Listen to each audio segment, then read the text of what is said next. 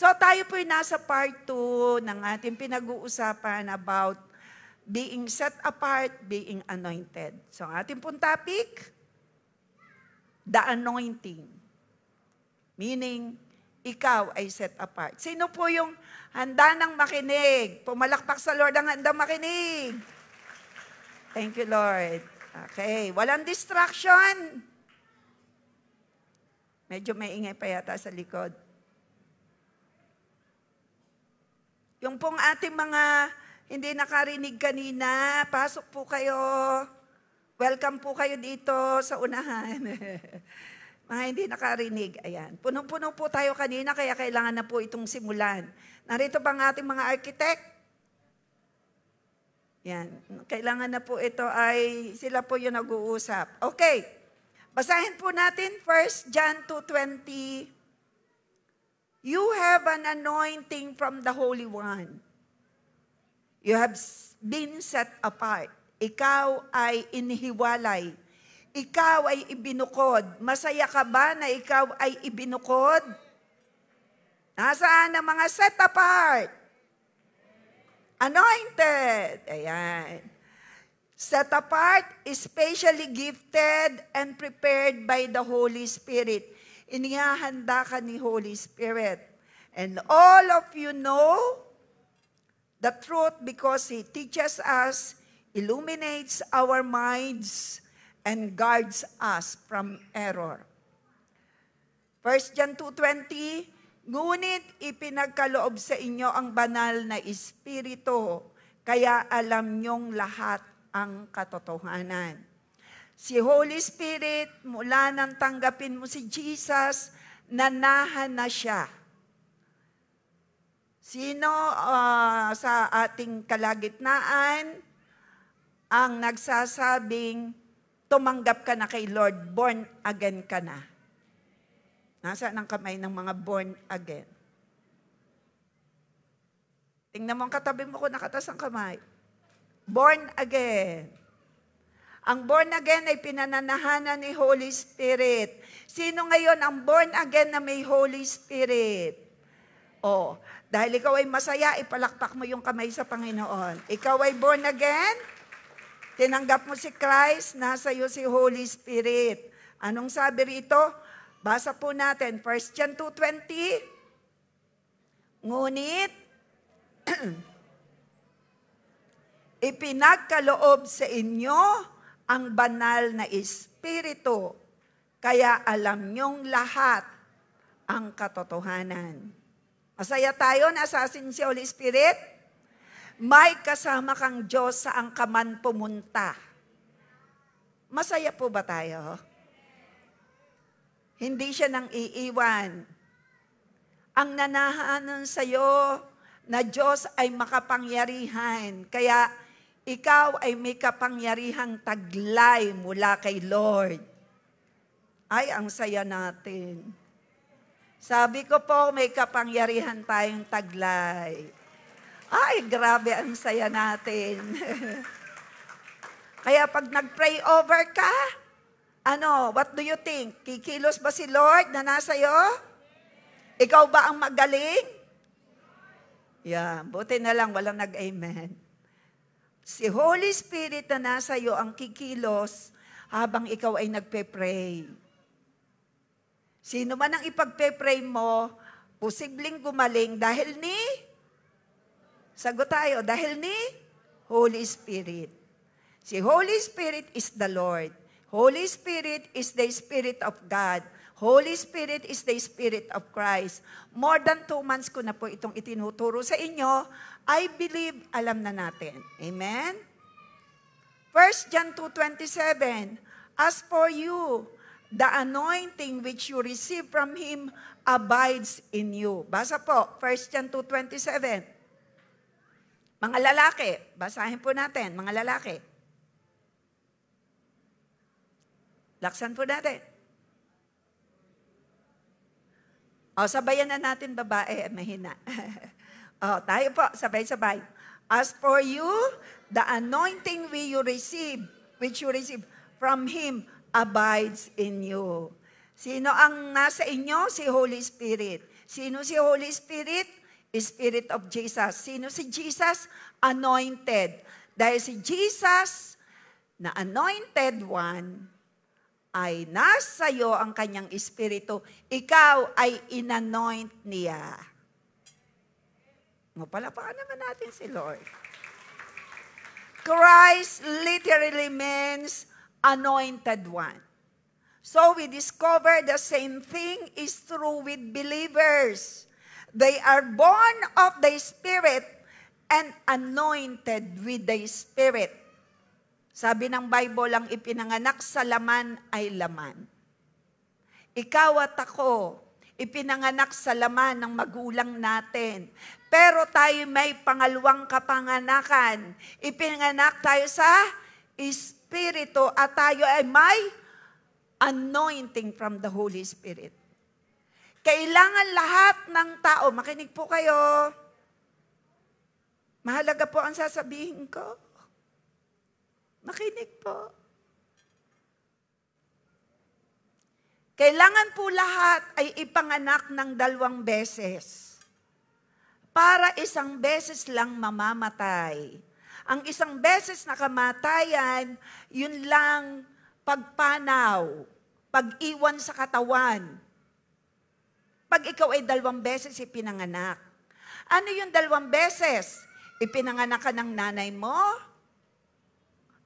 at ipinanganak ka sa Espiritu. Born of the Spirit, na born again ka. Ipinanganak ka sa Espiritu, hindi mo nakikita. Ito'y work ni Holy Spirit. Palakpakan natin si Holy Spirit. Titingnan ko ang inyong mga kamay kung naunawaan nyo ang aking sinabi. 2 beses ipanganganak.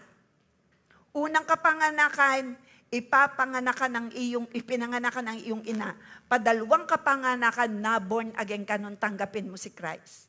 Sino ngayon ang ipinanganak ng 2 beses? Tingnan mo ang katabi mo kung nakataas ang kamay. So, pag 2 beses, yung totoo, kita ni Lord, 2 beses kang ipinanganak, unang kapanganakan, taas ang kamay ng born again. Taas ang kamay ng 2 beses ng ipinanganak. Kailangan, 1 beses ka na lang mamamatay. Wala nang pangalawang kamatayan sa apoy ng impyerno. Wala na. Sabi mo, hindi ko mararanasan ang pangalawang kamatayan. Sino rito hindi na makakaranas ng pangalawang kamatayan sa impyerno? Yun! Kasi 2 beses kang ipinanganak. Unang kapanganakan, ipinanganak ka ng iyong ina. Pangalawang kapanganakan, na born again ka. Mga leaders, pastors, makinig kayo mabuti. Kasi nung ako may magturo ng midweek, 14 ang aking tanong. At sa hindi makasagot, alam ko na, nakalimot. Nung pong midweek, ako po ang nag-handle. Baka po tuwing midweek ako mag-handle. Dadaanin ko po kayo sa tanong. Ay, baka wala nang umattend. Okay. Kasi para alam ko po kung natututo. At saka doon po yung sa tanong ay natututo ang nakikinig. Okay. 1 John 2:20, kayo'y may pahid ng banal at nalalaman nyo ang lahat ng mga bagay. Totoo ba yun? Totoo po ba na nalalaman ang lahat? Ay sabi tayo'y pinahiran ng banal. Tayo'y inanoint. Ikaw ay anointed. Ang Holy Spirit, makinig, ito po'y mahalaga. Ang tao po'y nabubuo sa 3 sangkap. At sinasabi rito, ituloy natin 1 Corinthians 6:11, you were cleansed, you were made holy, you were made right with God by calling on the name of the Lord Jesus Christ. Sabihin natin, by calling. And by the Spirit of our God. Makinig kayo, mahalaga ito. Sinabi rito, you were cleansed. You were made holy. Alin doon ang ginawang banal ng Diyos? Yung ating espiritu ay pinapaging banal. Tanong, ang iyo po bang isip, part of your body, or part of your soul ay nakakasala? Ito po ba yung isip ay banal na? Alin po ang banal? Yung ating espiritu na nilikha ng Diyos ayon sa kanyang wangis. Naintindi po ba natin? Tanong, ikaw po ba'y nagkakasala sa pamamagitan ng iyong bibig? Yes. Taas ang kamay ng perfect. Wala. You were cleansed. Ipinanganak tayo, we are born in the Spirit. Alin po ang nilinis? Ang ating espiritu. At kapag kinikilos, sabi rito, Holy One, anointed you, you all know the truth. Alin yung truth? Saan naka-stuck yung truth? Sa iyong spirit. Habang ikaw ay tumutubog sa Holy Spirit, ipapaalala ni Holy Spirit sa iyo. Through your spirit, kikilusin ni Holy Spirit, hindi ang utak mo, ang iyong espiritu na dadalo yan sa kaluluwa. Gets po natin? Naunawaan po natin? Spirit of God to your spirit. Sabi po tayo sa 1 Corinthians 6:11, we were cleansed, we were holy. Pero nakakasalang isip. Kakasala ang bibig. Alin ang holy? Our spirit. Na yun po, hallelujah, ay ang pinananahanan ng Espiritu ng Diyos, hindi po makakapunta sa impyerno. Dahil ang sabi ng Biblia, matakot kayo huwag kayong matakot sa pumapatay ng katawan. Matakot kayo sa nagdadala ng katawan at kaluluwa sa impyerno. Hindi sinabi doon ng espiritu. Why? Kasi ang isang taong born again na, ang kanyang espiritu ay buhay. Yun ang kinikilos ni Holy Spirit. Spirit to spirit, physical to physical. Ako ay tatapig sa iyo, physical. Pero si Holy Spirit, kikilos in our spirit. At ito pong soul ay matatransform. The more na tayo tumutubog sa Word of God. The more na tayo nagsusurrender ng buhay. Kagaya po ni Jesus. Bakit nung siya'y nasa lupa, ang tindi ng himalang nagaganap. Mamaya makinig pa po kayo hanggang uli. Explain ko po yan. So naunawaan po natin. The Holy One has anointed you and you all know the truth. 1 John 2:20. You all know the truth. Saan naka-stuck yung truth? Saan kumikilos si Holy Spirit to your spirit? Doon naka-stuck. And the more yung pong tinatawag na revelation, nandyan na yung truth. Makinig kayo. Sa iyong spirit, nare-reveal yan through your soul. Sa iyong mind. Habang ikaw ay nagme-meditate, nandyan na yan sa iyong espiritu. Kinikilos ni Holy Spirit. The Holy One has anointed you and you all know the truth. Alin yung truth? Yung iyong naririnig na Word of God, andyan in your spirit. And then habang ikaw ay patuloy na nagsusurrender, nagbabasa ng Bible, tumutubog, nag-spend ng time kay Holy Spirit, ayan na, may revelation. Saan galing yon? Kinukwikan ni Holy Spirit, your spirit, hanggang bibigyan ka ng understanding. Isaiah 11:2. Ituturo ko po yan sa inyo, the Spirit of the Lord, the Spirit of counsel, the Spirit of might, the spirit of fear of the Lord, the spirit of understanding and wisdom. Yan po ang katangian ni Holy Spirit na meron kay Jesus, na pwedeng meron sa'yo the more than tayo nagme-meditate ng Word of God. Kasi po natin, pinag-aralan natin ng isang linggo, the Lord sees us righteous. Alin? Yung ating espiritu. We are born with the Spirit, anointed by the Spirit of God. Gets po natin? Ilang beses tayong dapat ipanganak? Ano yung una? Ipanganak ng magulang. Yan po ang turo. Doon ko po unang narinig yan sa bishop. Sa ating apostle bishop. 2 beses kailangan ipanganak. Mula noon, tinandaan ko na yan. At tama na tayo po'y born in the Spirit and born anointed with the Holy Spirit. So, ikaw ay anointed. Si Jesus ang example natin, kitang-kita natin, the anointed one. Ang tindi ng himala ni Jesus. Ang grabe. Grabe ang himala ni Jesus na ginagawa. Why? Siya ang anointed one. Nasa kanya si Holy Spirit when He was on earth. Unang himalang ginawa niyang alak ang tubig through the Holy Spirit. At si Holy Spirit na kay Jesus ay nasa iyo ngayon. Masaya tayo. At ikaw at ako'y gagamitin sa mga pagpe-pray over to preach the gospel. Taas ang kamay, isi-share mo ang Word of God. Kasi si Holy Spirit will at work in your life. Gets po natin, palakpan natin si Holy Spirit. Ngayon, ano yung humahadlang kung bakit yung flow ng anointing ni Lord? Ikaw daw ay in-anoint na. Si Holy Spirit ay nasa iyo.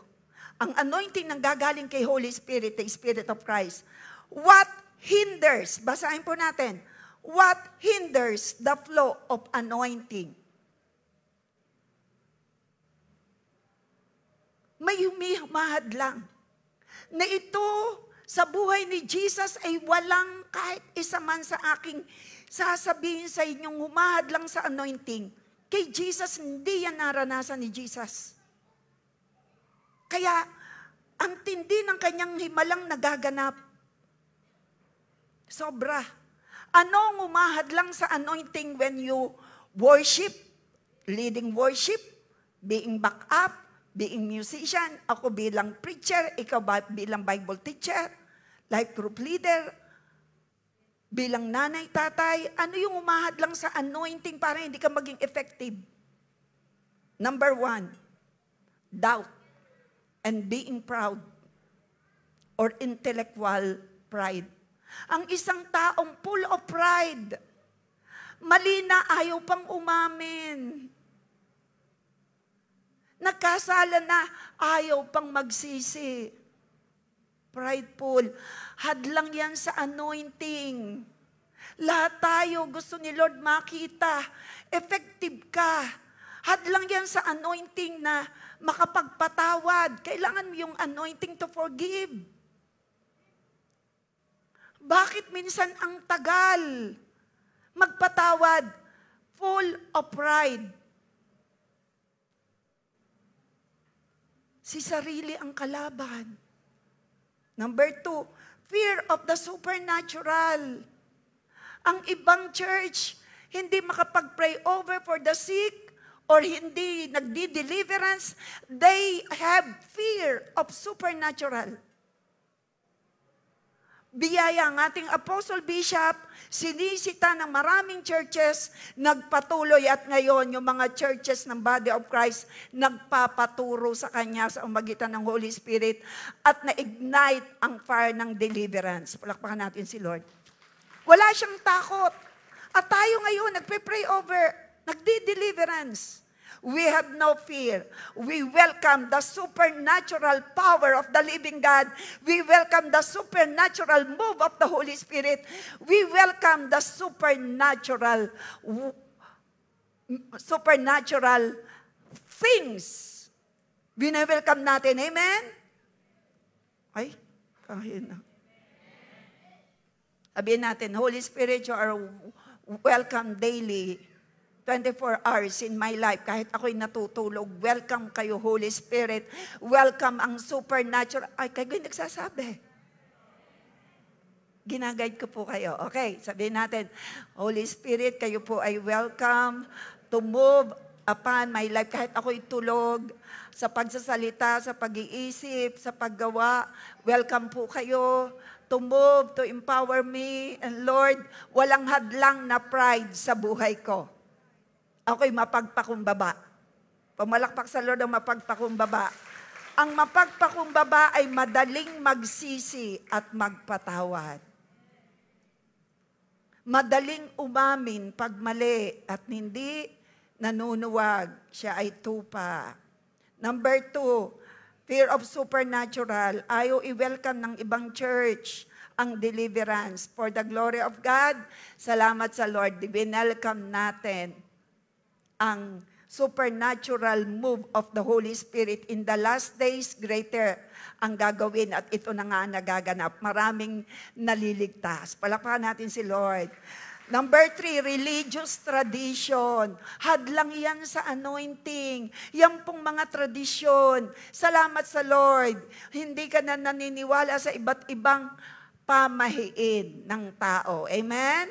Hadlang yan sa anointing. Isusurrender mo yung pride, isusurrender mo yung fear, isusurrender mo ang iba't ibang tradisyon. Mamaya, bago ako mag-end, sa hadlang sa anointing, isurrender mo lahat. Pang-4, emotional wounds. Ang mga taong wounded, nakaw.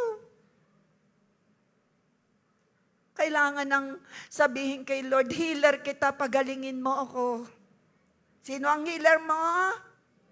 Kaya ka ba niyang pagalingin sa kasugatan mong puso? Amen. Hadlang yan sa anointing. Hindi ka magiging mas masaya. Ang gusto ni Lord, higit kang maging masaya kaysa dati. Because in the kingdom of God, it is about righteousness, peace, and joy. Yan ang gusto. Ituturo ko po yan about the kingdom of God. So, ano pa yung hadlang? Religious tradition. Pang-4, emotional wounds. Sino ang wounded? Pag nang tumaas ang kamay, mamaya hilingin ko na ikaw ay pagalingin. Hadlang yan sa anointing. Ano yung anointing? Yun yung kapangyarihan ni Holy Spirit para ikaw ay sumaya. Hadlang yan para sumaya ka. Hadlang ang mga tradisyon para higit kang maging productive. Hadlang ang pride para ikaw ay maging mapayapa. Hadlang yan. Isusurrender mo yan. Amen? Hello? Ano pang isusurrender? Unyielded spirit. Ayaw magpasakop sa gusto ni Holy Spirit. Ang gusto lagi sarili. Quenching through critical attitude. Napipighati lagi si Holy Spirit sa paggawa ng mali. Hadlang yan. Pag napighati si Holy Spirit. Hadlang yan. Para ikaw ay sumaya, hadlang. Kailangan wag mong hayaang masaktan si Holy Spirit. Paano po nasasaktan si Holy Spirit? Pag patuloy kang nagsisinungaling, patuloy kang nangangaway, patuloy kang sumusuway, patuloy kang napupuot, nagpipigati, nasasaktan si Holy Spirit. Sino rito ang nagsasabing ayaw mong masaktan si Holy Spirit? So ikaw ay magiging masaya. Habang masaya ang banal na Espiritu, yan ay patuloy na mapuproduce sa iyo ang love, ang joy. Pumalakpak ang naniwala ron. Pang-7 hadlang sa anointing, comparing yourselves to others. Huwag mong i-compare. Anak ka ng Diyos, pinili ka, anointed ka, set apart ka. May magandang mangyayari, may magandang ginagawa si Lord. May magandang inihanda ang Panginoon. Kung naunang iba, kasunod ka na. Hello? Don't compare yourselves with others. Basta sa likod ng lahat ng magaganda, si Holy Spirit yan. Don't compare yourself to others. Si Lord ay perfect. Isigaw natin, my God is a holy God. My God is perfect God. Wala akong pwedeng ipula sa Kanya. He is perfect. Hindi siya nagkakamali because He is holy and perfect. Tandaan po natin yan. Don't compare. Hadlang yan sa anointing. Ikaw ay businessman, businesswoman. Ikaw ay, sa Tagalog, negosyante, empleyado. Gusto ni Lord i-promote ka. May hadlang sa anointing. Pero ngayon, isusuko mo lahat ang hadlang. Kaya kang i-promote sapagkat ang makikita sa iyo ay glory ni Lord. At dahil doon, kikilos ang banal na Espiritu at makakaranas ka ng promotion after promotion. Favor upon favor. Doon mapaparangalan si Lord. So, number 8, self-centered, self-focused, and self-righteous, number 9. Yung patungkol sa sarili, puro na lang sarili. Sino bang nakaupo sa trono ng puso natin? Hindi ang sarili. Sabihin mo, Lord Jesus, Ikaw ang pinauupo ko sa trono ng aking puso.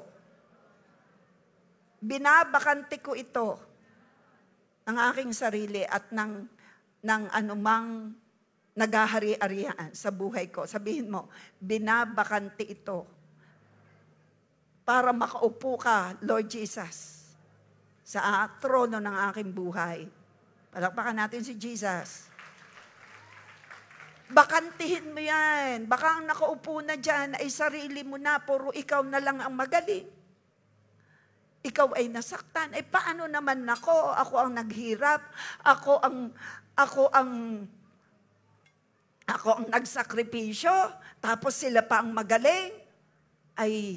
Ayun nga, si Lord nga ang nagsakripisyo, ay tayo naman ang napagpala. Ganyan talaga ang prinsipyo ng Biblia. Born again ka pa rin. Payag ka pa rin. Yan talaga sino ang nagsakripisyo? Si Lord. Sino ang nag-benefit tayo? Pero maganda rito, ano man ang itatanim mo, aanihin mo. Kaya tuloy-tuloy na tanim ng mabuti. So, tayo po ay lahat ng hadlang, siyam po iyan, yumuko ka at isuko mo lahat. Hadlang yan sa anointing. Sabi mo, ngayon, Lord, sinusuko ko po ang pride, patungkol sa sarili, pagiging mataas, mapagmagaling, mapagkunwari, magagalitin. Sige, isuko mo yan. Hinuhubad ko ang anumang damit ng kasalanan. Sige, hubarin mo. Hinuhubad ko at isinusuko ko po sa iyo. Ako po'y tupa. Hinuhubad ko ang damit ng kasalanan sa buhay ko in Jesus' name. Sige. Sige, ubarin mo. Isinusurrender ko sa iyo, Lord, ang iba't ibang tradisyon. Sige, taas mo yung kamay kung ikaw ay magsusurrender ng buhay sa Panginoon. Lord, sinusurrender ko po ang pagmamagaling, pagmamalaki, lahat ng patungkol sa sarili, ang galit, hinanakit, lahat ng uri ng kasalanan, sinusurrender ko sa iyo. Sige, hubarin mo ngayon. Hinuhubad ko ang anumang uri ng damit na isinuot sa akin na hindi nakakalugod sa iyo. Ang aking isinusuot ay helmet of salvation, breastplate of righteousness, belt of truth, gospel shoes, shield of faith, and the sword of the Spirit. I am a sheep. At lahat ng clothes ng wolves, ito'y aking binawaksi. In Jesus' name. In Jesus' name. Sino rito ang may robe of righteousness? Sino ang naghubad na ng robe of wolves? Sino rito ang tupa ng Lord? Palakpakan natin si Lord. So, you will experience mas matinding anointing. Araw-araw po yan. Araw-araw kasi hindi mo alam yung assignment, yung ipapagawa sa'yo ni Lord. You need the anointing. Every one of us need the anointing. Magpe-pray ka ng anak mo, ng asawa mo, ng magulang mo. Ikaw ay may shesheran. We need the anointing. Para may anointing ka, because you were already anointed, tatanggalin mo lahat ng hadlang. Siyam yan. Ilan po? Nawat na. Amen? So, nasa na mga anointed, in-anoint ni Lord, mas magiging effective, mas magiging masaya ka, mas magiging productive ka. Pumalak pa ka, magiging productive, magiging mas mahabagin, mapagmahal. Yan. And you have the anointing to get wealth. Deuteronomy 8:18. So, para walang handlang to get wealth, remove the pride. Remove sabi nga ni Lord, God give grace to the humble, but He resists. Ayaw ni Lord na mapagmalaki. Sabi mo sa iyong katabi, narinig mo. Yan. When God anoints something, He sets it apart. In-anoint ka ni Lord, nasa iyo si Holy Spirit, maniwala ka. Inihiwalay ka na sa mga chismosa. Inihiwalay ka na sa mga kuripot. Kakaiba ka, giver ka. Inihiwalay ka na sa mga makamundo. Ikaw ay makalangit. Taas ang kamay ng tagalangit. You are set apart. Talakpan natin si Lord. Always remember, we could only minister, we could only preach, we could only serve God in different ways. We could receive and do God's best only in the power of God. Yung mga nagsayaw, yung mga nag-effort na anointed kids, chairman, co-chairman, and the staff, nagagawa lang yan. Because of the anointing from the Holy Spirit. Kaya walang pagmamalaki.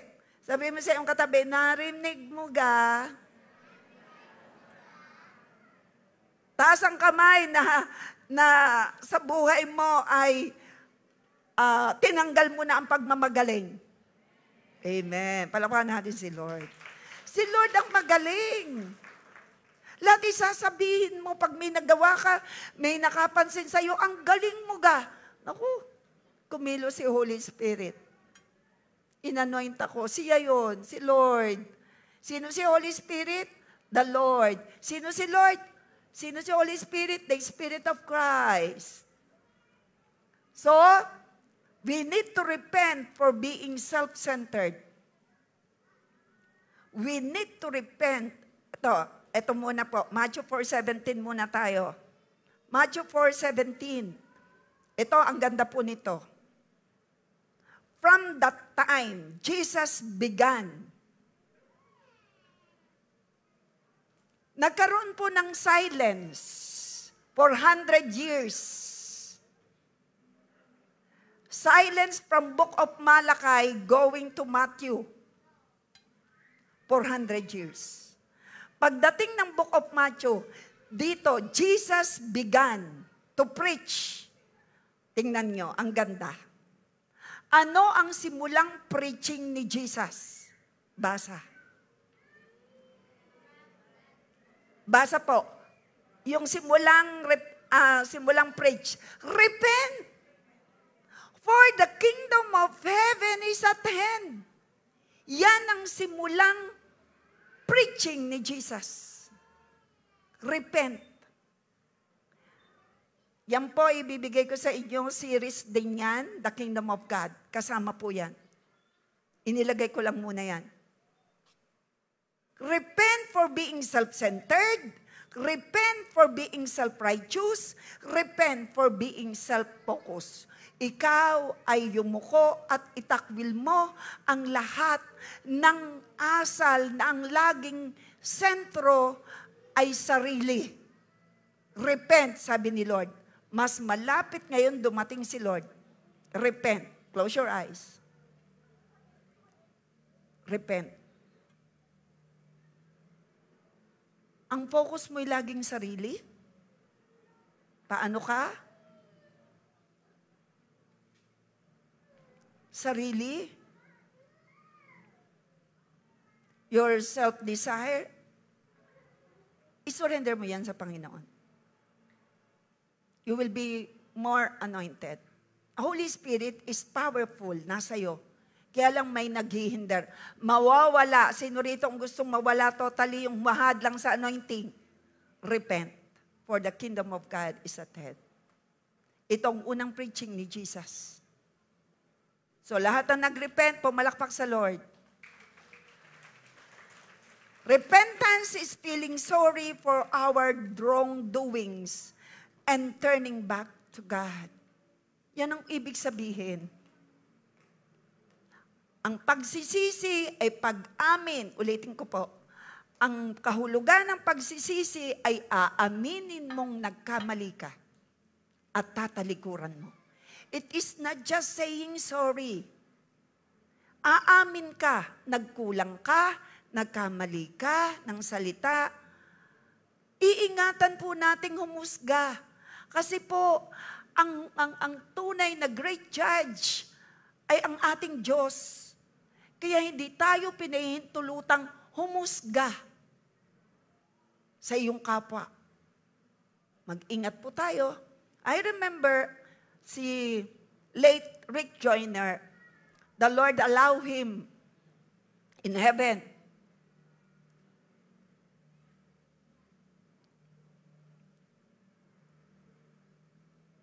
Sa isang linggo ko na lang po sasabihin ng kwento. Ito na lang isang kwento. Rick Joyner din. Hindi pala. Sa isang linggo ko na lang po ikukwento yung kay Rick Joyner. Dito po sa isang story. Si Rick Joyner, siya po ay nakita niya sa heaven, nakahilera doon yung isang napakaringal na tao. Tinanong niya, bakit naandun siya? Ang sagot sa kanya, nung siya'y nasa lupa, sa place na napakalamig, siya ay may suot na kontralamig. Ang ginawa niya, hinubad niya at ibinigay doon sa nangangailangan hanggang iyang taong nakikita mo na naririyan sa maringal na lugar dito sa langit, siya ay namatay para ibigay yung kanyang panlamig doon sa taong nangangailangan at buhay. At siya po'y na-reward sa langit. Yun po ang taong patay sa sarili. Nire-reward ni Lord sa langit. Sino rito ang ang naniniwala na si Holy Spirit kumikilo sa atin para tayo maging patay sa sarili, para ang credit ay sa Panginoon. Pagdating mo ng langit, may upuan ka doon. May ibibigay kang korona kay Jesus. Ikaw ay may i-offer kay Jesus. Sino may gusto noon na ikaw pagdating sa langit may reward? You need to die to yourself. Iwasan po nating mag-judge. Lahat po tayo dito ay for some different, what should I say, unintentionally, ikaw ay nakakahusga. Lord, tayo mo ko at pumikit. Ginawa natin kanina ring first service. Panginoong Diyos, linisin mo ang aming isip. Ayaw po naming maging husgador. Malinaw po sa amin, ikaw ang great judge, Lord. Kaya ngayon, maging habit namin na huwag kaming humusga dahil may isa, huwag naming kuhanin ang iyong role na ikaw ang great judge. Huwag kaming humusga sa aming kapwa. Thank you for forgiving us. Thank you for cleansing everyone na nagsisisi ngayon. Sa pangalan ng Jesus, palakpakan natin si Lord. Sino na rito ang hindi huhusga? Oy, ayan naman ni kaya gayan ni ano. Ay, humuhusga ka na. Ay naku, alam na alam ko, sigurado, siguradong sigurado, Kung alam mo na may alam nga eh, na yan ang may kasalanan, huwag kang husga.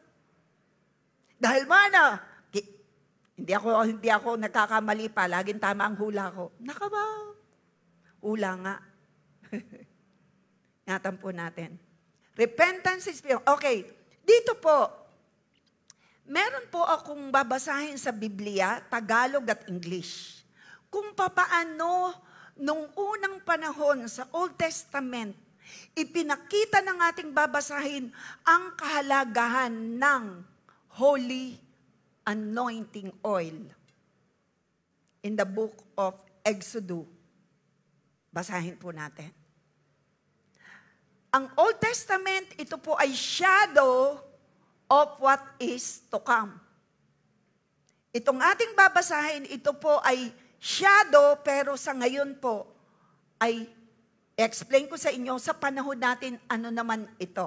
Gets po ninyo? Exodus chapter 30, ito po'y patungkol pa rin sa anointing.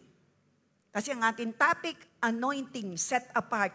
Dito po makikita natin inihiwalay pati mga utensils, pati tao. Set apart for God's holy purpose. Gets po natin? Tingnan po natin sa Bible. Exodus chapter 30. Sinabi ni, ako po yung nag-start ay 5 to 12. Or 10 to 12. Kaya dahil po ng mahabang, napakagandang special number. Simulan po natin. Ang ganda po nito. Basahin ko po sa Tagalog, babasahin natin sa English, explain ko sa inyo. Okay po ba yun? Okay, basa po natin. Sinabi ni Yahweh kay Moses, pumili ka ng pinakamainam na pabango. 6 na kilong mira, 3 kilong kanela, at 3 kilong mabangong tubo. Sa ibang translation na Tagalog, ang nakita ko'y asukal. Hindi po yun ang inilagay ko. Kasi nung i-translate sa English, cane, sugar cane. So pinili ko itong tubo. Gets? At 6 na kilong kasya ayon sa sakwatang gamit sa templo. Sino nagsasalita rito? Si Lord. Sinabi ni Yahweh kay Moses. Sinong kausap ni Lord? Si Moses. Verse 26. Maging sagrado ang toldang tipanan at ang kaba ng tipan. Ano pong nire-represent sa ating sa panahon ngayon nung toldang tipanan at kaba ng tipan? Yan po yung temple of the Holy Spirit, ang iyong katawan. Your body is the temple of the Holy Spirit. It is holy. Kaya sabi ni Lord, parurusahan niya ang sisira ng kanyang templo. Which is the temple ngayon? Katawan. Alagaan po natin, gamitin natin sa tama. May warning si Lord. Bibig mo, part of your body. Tenga mo, part of your body. Kamay mo, paa mo, part of your body. Everything. Ang sabi ron, katawan natin ang ginawa niyang templo. Hindi ko po nailagay dyan. 1 Corinthians 6:19. Ito po yung sinasabi, maging sagrado ang toldang tipanan, the holy, the outer court, the inner court, holy place, and the holy of holies. Naroon ang tabernacle of God, kaba ng tipan. The Holy Spirit. Ganon din ang mesa. Kung dito ay may mesa, doon ay may mesa. Ginagamit yung mesa to worship. Itong mga kasanggapan dito. At noon ding unang panahon, winarningan ni Lord. Hanggang ngayon, nagwawarning si Lord. Maging sagrado ang toldang tipan, ang kaba ng tipan. Ganon din ang mesa at lahat ng kagamitan dito. maging sa iyong buhay bilang templo. Ang ilawan, kasangkapang kaugnay ng altar na sunugan ng insenso. Pahiran mo rin ang altar ng sunugan ng mga handog. Kasangkapan nito, palangganang hugasan, patungan nito. Ganyan ang gagawin mo sa mga kasangkapang nabanggit upang ang mga ito'y maging ganap na sacred, sagrado. Magiging sagrado rin ang lahat ng maisahagi rito. Yung daw tatouch dun sa sacred place ay magiging sacred. Grabe Verse 30. Pagkatapos, si Aaron naman at ang kanyang mga anak, bubuhusan ng langis na ito upang lubos silang maitalaga bilang mga pari. Bubuhusan. Sabihin mo sa mga Israelita ng langis na ito'y banal at siya ninyong gagamitin habang panahon. Huwag ninyo itong gagamitin sa karaniwang tao at huwag gagayahin ang paggawa nito. Ito'y banal, dapat igalang. Ito po'y Old Testament. Ito po'y shadow of what is to come na ngayon po'y ginagawa natin. Inordain ako, tinalaga, kagaya dito pagtatalaga kay Aaron, inordina, itinalaga, ako po'y inordain nung ako po ay gawing reverendo. Ang mga pastor pinapahiran ng langis. Yan po'y dito nang galing. The oil represents the Holy Spirit. Ina-appoint, itipagtatalaga. Kayo'y inanoint ko for God's purpose in your life. Sacred. Yan po yun. Etong maganda. Basahin natin sa English. At i-explain ko po sa inyo, number 1 lang. Kasi ito ay 4. Exodus 30, 22 to 30. The Lord said to Moses, take the finest spices, 12.5 pounds of powdered myrrh. Sabihin natin myrrh. Half as much, that is 6/4 pounds of fragrant cinnamon. Sabihin natin cinnamon. 6/4 pounds of fragrant cane. Alin yung cane? Tubo. Sabihin natin cane. So ano yung kanina? Myrrh. Ano yung padalawa? Cinnamon. Ano yung patatlo? Cane. 2.5 pounds of cassia. Pang-4. Yan ang sangkap, ingredients, recipe for the holy anointing oil na ipapahid nung time na yon sa lahat ng utensils. At ituturo ko po sa inyo para pahalagahan nating mabuti yung anointing, yung Holy Spirit na meron tayo. You will only be productive, fruitful because of the Holy Spirit, His anointing in you and in me. Ang hirap nung ikaw ay nag-effort, pero yung pala parang ano lang, parang dayami lang pagdating sa langit. Ayaw natin noon. Ang gusto natin pagdating sa langit, ginawa natin sa lupa, pagdating sa langit ay ginto. Ay, sabi ko po, gusto natin, ginagawa natin sa lupa para sa Lord. Pagdating sa langit ay ginto. Sunugin man sa test, may reward ka pa rin dahil ginto, hindi masusunog. Amen? Pumalakpak ang gusto'y ginto, ang iyong ginagawang mabuti sa lupa. 26, use it. Yung myrrh, yun sangkap. Myrrh, cinnamon, cane, cassia. Use it to anoint the tent of meeting, the ark containing the words of any promise. Naroon po yung mga pangako ni Lord. Ngayon, nasa heart na natin. The table and all the dishes. Okay. Jump na po tayo at sabi po rito, in this way, you will dedicate them for their holy. 29. Dalhin mo na ako sa 29. The altar, burnt offering, accessories, the basin, stand. In this way, you will dedicate them for their holy purpose. Yun po ang anointing. Yun buhay natin. Banal ang pagkatawag sa iyo ng Panginoon. Pinapaging banal ka. Mamuhay at lakaran natin yan. We are not perfect. but the Holy Spirit working in our spirit.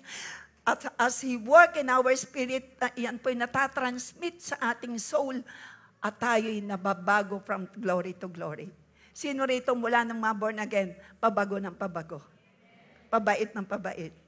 Payos ng paayos. Mas anointed kaysa dati. At lalo ngayon, wala nang hadlang sa anointing. You are anointed fully by God. Palakpakan natin si Lord. Eto ngayon, from Exodus 30, 20 to 30, during Old Testament, special oil, not an old oil, was used to anoint everything. Alin yung mga inanoint? Tabernacle. All the furnitures, utensils, before it could be used for worship. Why? Banal ang pagdadalhan natin. Kaya ako po'y very, ako sa ingay. Kasi meron po akong narinig sa isang international pastor na siya kinausap ng Lord, stop. Nung maingay po, tumigil ka. So we need to bigyan po natin ng pahalaga, lalo't Word of God ang ating binabasa. It's holy. Holy Bible. Holy Scripture. And the Holy God is here. Palakpakan natin the Holy God. Imagine nyo, everything na gagamitin sa pag-worship, i-anoint to become holy, to become sacred. Buhay natin, hindi tayo effectively magagamit kung walang Holy Spirit who is holy. Kaya ikaw at ako, higit kaysa dati, magagamit ang buhay mo because of the Holy Spirit who will continue to at work in your life. Palakpakan natin si Lord. So God prescribed the ingredients that were to be used and how it was to be made. Anong recipe? For this oil gives a picture of what we need in our lives to know God's anointing. Liquid myrrh, number 1, sweet cinnamon, sweet smelling cane, and cassia. Isa lang pong explain ko ngayon at tayo po ay aawit na kay Lord. Isa lang, yung myrrh. Ano yung myrrh? Myrrh, yan ang sangkap ingredients ng oil na ilalahid sa mga utensils doon sa altar. Sapagkat lahat ng yan ay nagsasabing banal ang Diyos, ang gagamitin ay banal. Kaya please, yan po'y alam ni Chairman Sheila, hanggat maaari, tumatayo rito, alagaang mabuti ng life group leader. Tinuruan tayong huwag magpakaabala sa mga activity, maging abala tayo sa ating relationship kay Christ. Bago tumayo, mahirap tumayo ng gabi, nanonood ka ng TV. Prepare yourself for tomorrow, God will do wonders. Gets po natin? So ano yung myrrh? Ang myrrh ay used to prepare bodies for burial. To get its beautiful sweetness, you have to crush it. Para makuha mo yung katas, ika-crush. Yan ang myrrh. Yan ang sangkap doon sa anointing at ikaw at ako. Okay. You will experience the anointing. Mapaparangalan si Lord kapag krinash na, brainake na sa iyong pagiging makasarili at nakatutok sa sarili. Brainake para matanggal ang mali. Ito po yun. You need to die to yourself. There is no anointing without death to self. Kaya yung mga nakikita nyong magagaling umawit, talented. Hindi ko lang alam, ang dapat doon talented and anointed. Talents galing kay Lord. Yung anointing galing kay Lord, pero yung anointing, you need to pay the price for the anointing. Andiyan ba tayo? Hello? Kahit sa pagiging silent, the Holy Spirit will move. So, if we want to know God's anointing, we have to die to ourselves. Kailangan madali kang magpatawad. Madali kang umamin ng pagkakamali. Madali mong takwil. Hanggat maaari, pag mainit ang bait ng kausap mo, laylo ka. Die to the old person. Die to your own agenda. Die to your own desires. Die to your own dreams that are not born of God. May mga pangarap mo yan, pero hindi yan ang pangarap ni Lord. May mga nasa na inasa mo, pero hindi kay Lord. Yung dati mong pagkatao, ikaw iisa ng bagong nilalang. Mamatay ka na dun sa dati. Nakapako na yan sa cross. Hello. Die to our abilities and resources. Die to self and depend on God for the anointing. Amen? Kita po ba natin yung mga anointed servant of God in the Old Testament like Moses, naging victorious, Joshua, David fighting the Goliath? Yun ang gusto ni Lord makita sa generation natin. Ating bishop, apostle bishop, for the glory of God. And may impartation siyang ginagawa. Why people are not changed? Because of the anointing of the Holy Spirit through preaching of the word. Die to our own desire, to the dream that is not of God. And we need to depend on God. Sige, close your eyes, isuko mo ngayon yung desire ng puso mo na alam mong hindi naman yan galing sa Lord. Huwag mo nang ipilit. The best ang gusto ng Panginoon sa iyo. Kailangan mo lang ay magtiwala, manalig.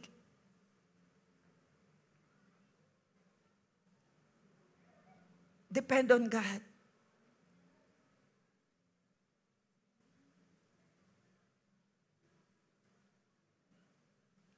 Zechariah 4:6, it's not by might, nor by power, but by my Spirit, says the Lord. If we don't come to the place of dying to ourselves on our own, God may have to bring crashing circumstances in our lives to bring us to the place where we will die to ourselves. Makinig kayo. Yan po'y totoo. Kapag po tayo binibreak na ni Lord, pumayag ka na, mahihirapan ka. Ang purpose ni Lord is to create a sweet-smelling aroma of cinnamon, aroma of myrrh, aroma of the character of Christ in you. Pag binibreak ka na ng kakarakter mo, para hindi ka makaranas dun sa crushing situations. If we don't come to this place of dying to ourselves on our own, then God may have to bring crushing circumstances into our lives to bring us to the place where we will die to ourselves. Totoo po yan eh. Basahin niyo po. Mulat po kayo. Don't despise those crushing. God allows it into your life. Sometimes we're really quick to say it's the devil's work. It may just be the Lord dealing with us because He wants to bring us to a place of anointing so we can be used by Him. Sino ritong naniniwala? Hindi pa tapos sa iyo si Lord. Marami pang paggamit na gagawin si Lord. Marami pang blessing na gusto niyang maranasan mo. Ang kailangan lang natin daily to die to ourselves. Or else, God will gonna put you into crushing in the situation para malaman mo lang, may tinuturo ka, Lord. You need to first, simulan mo na daily. Yan po'y kinikilos ako ni Holy Spirit for several. Kaya po ako dito sa For the glory of God po yun. Dami po. Pagkilos na ginagawa ni Holy Spirit. Die to self. For the anointing without the squeezing of the grapes. Wala pong grapes. Without the squeezing of the grapes, wala pong wine, I should say. Saan nanggaling ang wine na napakamahal? Sa grapes. Swish. In-squeeze. Paano mapoproduce ang anointing? Die to self. Para ikaw higit na maging masaya. Higit kang magamit, productive ang buhay mo. At maganda roon, mayroon tayong ginto sa langit pagdating natin doon. Palakpakan natin si Lord. Don't despise the crushing. Huwag mong pawawala ng bahala. Kinukorek ka na, ginagamit ka. May ginagamit si Lord to teach you. Magpatutuwid ka na.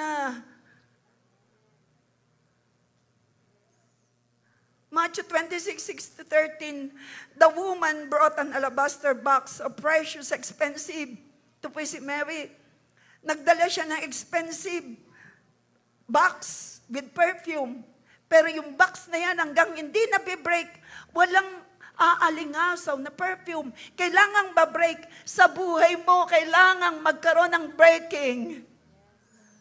Para makita at mahayag ang karakter ni Christ sa'yo. Sino yung may gusto rito? Makita ka si Lord sa buhay mo. Tumayo ka ngayon. There must be a breaking. Magpabasag tayo sa Lord. Sige, sabihin mo kay Lord, basagin mo ako, Lord. Tanggalin mo ang lahat na nakakapit. Tanggalin mo, Lord, ang lahat na nakadikit na mali. Yarahay. Sino rito ang naniniwala the sweet smelling aroma, fragrance of Christ in us will be released once our lives ay pinahintulutan nating ma-break at buuin ni Lord ng buong buo ayon sa gusto niya. Taas ang kamay. Lord, naririto kami. Nagpapabasag upang makita ang iyong glory sa buhay mo namin. Holy Spirit, ikaw ay nasa amin. Hallelujah. At ikaw, Holy Spirit, ay carriers ng glory. At kaming naririto sa lupa, chosen, set apart. We need, Lord, na umasa sa'yo. Daily, Lord, magpabasag kami sa'yo.